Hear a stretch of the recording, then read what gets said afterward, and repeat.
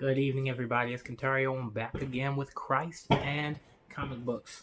As you can hear, the neighbors across the street are celebrating for New Year's already, getting their firecrackers popping out there in the air. So hopefully that won't intervene with us what we're talking about this evening. And what I'm looking to kind of go and do on this New Year's Eve is I kind of want to talk about two characters that a lot of you guys probably are very well aware are. One's my favorite, the other one definitely not so much. So, of course, what I want to look at is Spider-Man and Superman.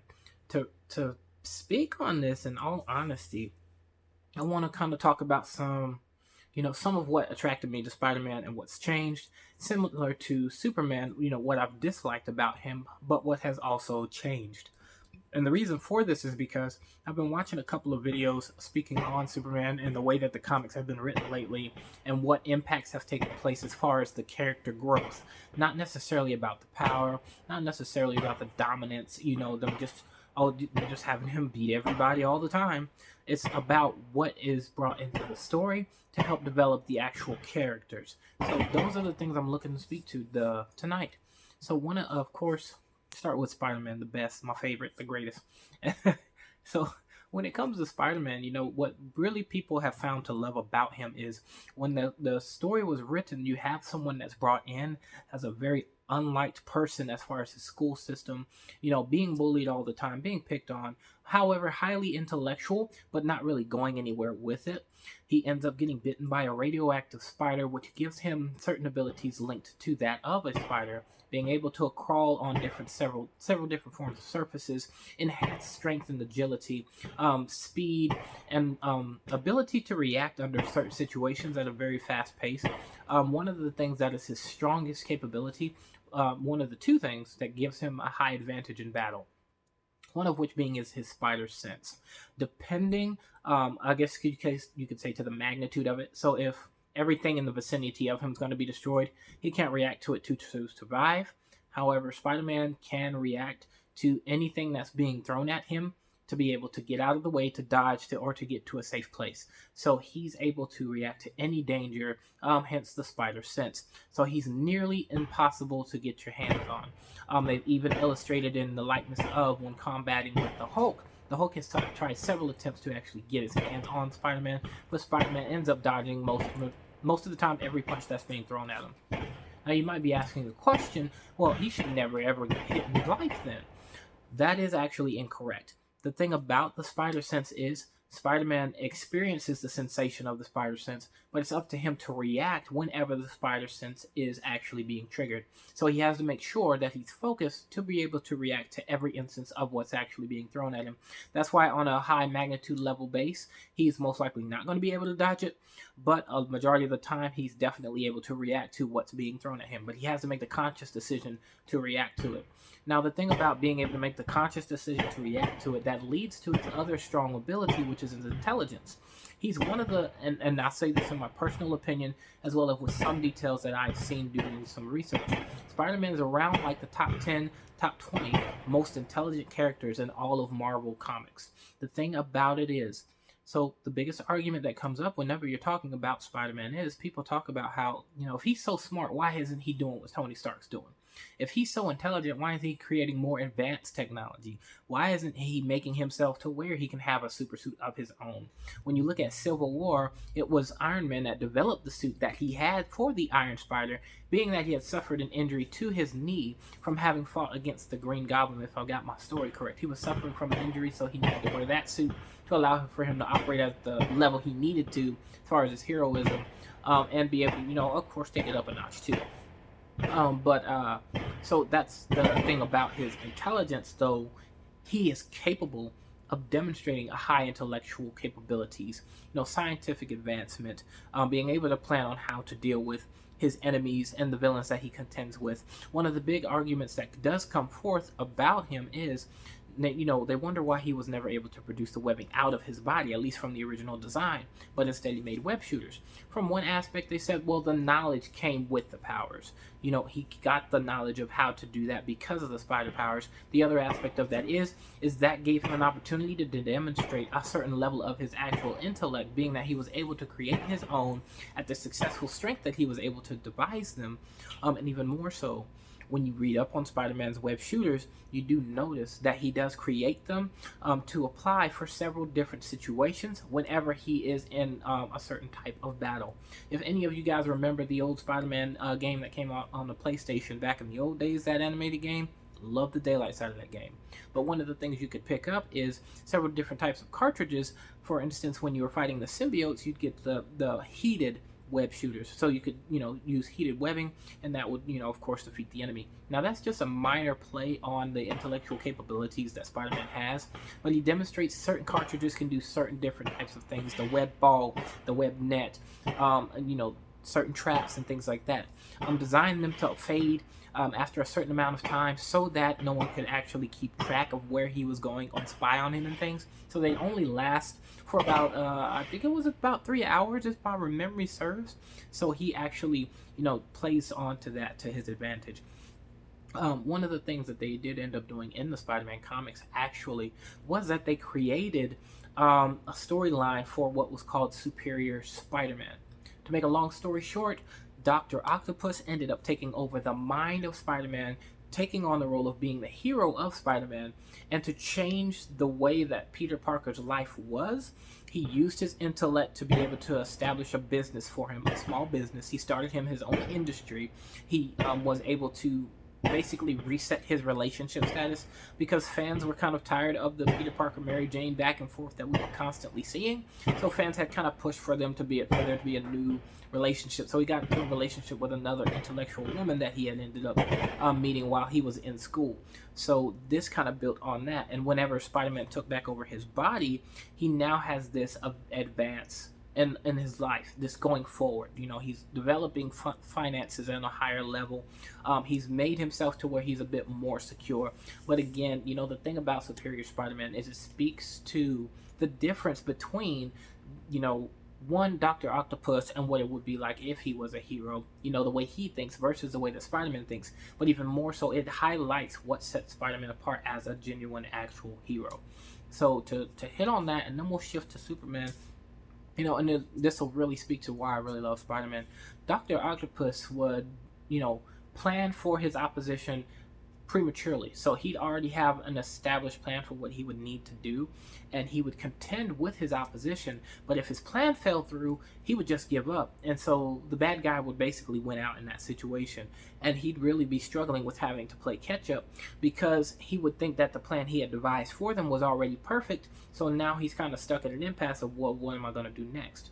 Now, the opposite with that is Spider-Man, yes, of course, you see him struggle a lot with his villains that he contends with, but he goes through experiencing that so he can properly establish a plan that will work against them, which leads to the victory. So he works the opposite to Dr. Octopus. He leaves himself open to be able to plan in the moment, to plan properly, because he knows things aren't going to go the way that you think they will, the way that you plan for them to go, so that he can keep that proper mindset of, well, I gotta keep pushing through this even if this falls through. I gotta be able to plan for a backup, a plan B, or have something ready in case this doesn't work. I have to be ready for that. And that really speaks to how we need to be about life ourselves. As human beings, we need to be prepared to change the direction in which we're going. We need to be prepared to think through what are we going to do differently, because anything can happen. Anything can happen in life. And one of the most powerful things I learned from, studying with Jordan Peterson, watching his YouTube videos, listening to some of his courses, is he says something so powerful about being the strong person at your father's funeral, being prepared to take responsibility for what needs to be managed, what needs to be established, what needs to be fixed. If you were to lose your father, what will you have to take up responsibility for? We don't like to necessarily think at that level, But at the end of the day, when that actually ends up happening, we end up taking on that responsibility. We can't manage it properly. Things start falling through our fingers and we don't know what to do. But Spider-Man thinks on a level of, I have to be prepared for when things fall through. Because life isn't going to give me a chance to simply just let everything go just because everything's falling apart. I have to be able to fix it. I have to be able to plan for it. I have to be the mature one in this situation. So that's what I really love about Spider-Man. So to kind of shift here, I want to shift to Superman, my least favorite person, least favorite hero, in all honesty. And it's not that I genuinely hate him as a hero; it's just the concept of him, what he's capable of, what he's shown himself to be able to do. It's not something that I hate to say. Growing up, I didn't really respect too much. They designed him to be the pinnacle of power, the greatest hero, that symbol of hope and peace. No one can hurt him, nothing can touch him. He can fly. He's invulnerability, heat vision, and that over the years they've continued to amp up his power level, no matter what seems to come to pass. Now, of course, in the newer age now, which we'll get into towards the end of this, they've kind of changed that to a certain degree. So, of course, they designed him without a weakness. Then they give him a weakness by giving him the kryptonite, amongst giving him various different kryptonite for him to react to, in a sense, show a high level of vulnerability. But there was really no relativity between us and the character. It's simply us looking up to him and not really seeing something of ourselves in him. Now, some people could look at that and say, well, you worship God and God is that image. He's that person that, separates himself from us, who is high on the throne, who, doesn't do anything for us. Now, I know there's a lot of people that have that opinion of God and kind of see God in that light. But the difference is God actually is relatable when it comes to us. Because one, the Bible illustrates God as a father figure, so it gives that perspective that although it may look like we're separate from him, he is actually someone that we could aspire to be, someone who we can strive towards, and then we can, represent him as we've grown, matured, and developed ourselves to be prepared to be at that level. So that's why I take that kind of difference very seriously. So although he may be depicted to be a God person, he's really not representing, at least not in the Christian faith, the God that we at least serve. So I struggled very heavily with Superman. I struggled so much with him. And like I said, it's really his power level is just too much. It's too much. And to speak on a couple of his greatest feats, of course, you notice that, if he actually tried, he could destroy the planet. He could punch through the planet and destroy it itself. He's flown around the planet to rewind time. And what I mean by flown around the planet to rewind time, he was resetting things for the people on Earth. It wasn't as if he went back in time by doing that. He just rewound time for the people on Earth by flying around it. To compare that, there was an instance where the Flash ran around the world to try and do that same thing, but he ended up, dying. His body ended up decaying due to the pressure. I can't remember what instance that was, but there was an instance where that took place. So Flash couldn't survive it, but apparently Superman can. You have even an instance where Superman chains up all the planets, and because I think a universe was about to be destroyed, or a solar system, he was able to fly away with all the planets linked to him and pull all of those planets out of danger. So that's an overly exhausted, depiction of power. Like, are you serious? You're going to give him this much power? He should never struggle against anybody. Everything should be at peace. That everything should be perfect. And again, for me, I'm really deep into character development, there being a storyline, what leads up to this point, everything, leading up to, some great symbolism, illustration, and impact on people's lives. So for Superman to be at that level and for them to try and write stories where he's just continually at that power is very frustrating, I guess, and at least in my opinion. But as time went on, people were frustrated with Silver Age Superman, and that's how they illustrate him, Silver Age Superman. So then they shift to trying to bring him down as a peg as far as his power level. So of course you get to Infinite Crisis, which is a big deal as far as the cinematic world goes right now. Everyone's so hyped about the new series that's coming out, where they're going to be illustrating what happens in Infinite Crisis and what happens in the illustration as far as the storyline goes. And this gets into another aspect of what kind of makes me frustrated with him, or even more so, I guess you could say, makes me look at him also. He's really actually weak, at least as his character. because in the Infinite Crisis series, you see several different versions of Superman. You got Superboy Prime, you got Superman from the Silver Age, you got the current state of Superman, and I think there was a fourth one. There's the regular Superboy, and I think there was the New 52 Superman. If I'm correct in my count, I might be off by one or two. There might be one or two too many. But in each of these illustrations, you see that Superman ends up being kind of broken in that regard. You know, you got Silver Age Superman who's lost Lois Lane, so he's basically given up. You got the regular Superman still vulnerable to kryptonite, so they were doing something to incapacitate him or limit him, so he wasn't able to, contribute to the actual battle, of course, not until the end. And then you have Superboy, who, of course, he was, they did something to him to where they were able to capture him and take him out, so he was easily defeated. And then you have Superboy Prime. Man, Superboy Prime, gosh, the way that they did him, he was too powerful. So the thing about Superboy is he was depicted as if he came from our world, where he gained these powers after otherwise reading about Superman in the comics, and then he found out that he was actually Superman without the actual vulnerability. So he wasn't vulnerable to kryptonite. He was just simply powerful. So the thing about that was he was the Superman version before they started illustrating, the dark side of heroism, heroes having to make the evil decisions just to do a greater good, heroes killing other people.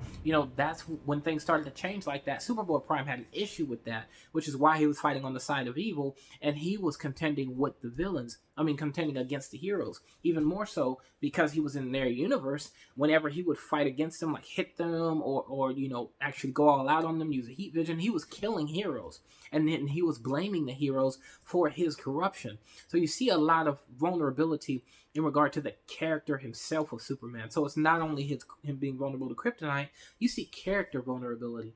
So Superman is vulnerable as far as, maintaining himself. Like I said, Silver Age Superman losing family. Then you got the kryptonite depiction of vulnerability. Then you have this vulnerability to, no, everything needs to be right. Everything needs to be perfect.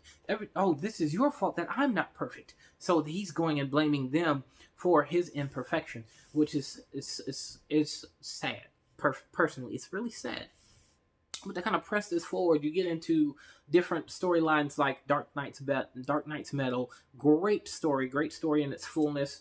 You get into also Injustice. So the two things that happen in these that really also speak to my issue with the character is let's start with Injustice. When you look at the Injustice series, what happens in that is the Joker, of course, targets Metropolis. Then the Joker puts a toxin. The Joker makes it seem as though Doomsday is attacking Metropolis as well. So they were able to stop the bomb, but then Superman comes in and fights Doomsday. So in him fighting Doomsday, Superman's pushing Doomsday all the way up into space. What happens is whatever was sprayed on Superman wears off, and he ends up realizing, oh no, I've done pushed my pregnant wife Lois into space. He tries to fly back down to Earth to save her. He couldn't save her. She ends up dying, of course, not only probably from her being hit by him, but him flying back from space down to Earth's atmosphere. Most likely she died instantly from that experience very easily. But that breaks Superman from his character and his code of, trying to fight for justice and doing right by defeating the villains properly, putting him in and letting the government handle at least the judgment of him, and not killing, basically. But this leads to him going to where Joker was and punching a hole through the Joker and killing him. So then he goes on this spree of setting everything right by, there will be no more evil. I will kill all evil. Evil needs to be dealt with, period. Batman in disagreement with that. They need to, go through the proper systems. Don't show yourself to be so easily broken and vulnerable. Superman goes on this rampage and tirade, kind of stepping into a position of tyranny, using his power to rule with an iron fist, so to speak, or a super fist in his case. So, to put it simply, he was broken by loss. He's vulnerable to loss.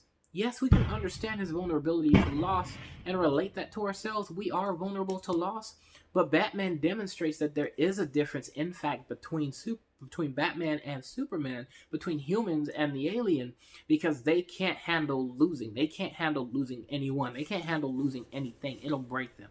But as humans, we are designed and we've demonstrated that in a lot of cases, we either can always come back, or we either operate as if we have no choice but to come back because other people will be impacted by us just giving up or losing.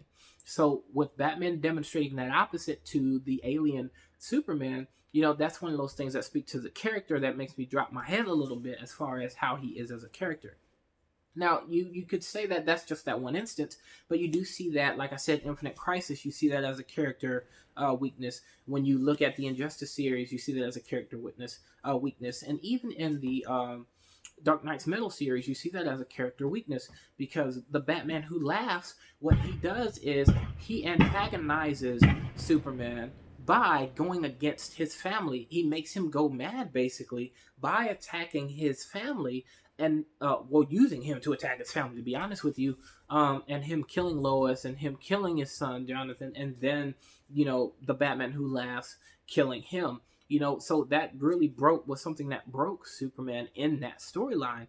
And of course, with the Dark Knight's Metal series, it's the negative multiverse of DC, where Batman was successful in destroying the heroes in each illustration or in each universe. So Batman was, or in each one of those particular universes. So you see Batman beating Superman in similar fashions, where he takes out his family, or the family is used against Superman to make Superman vulnerable and then be defeated. So it really highlights that as a vulnerability for Superman.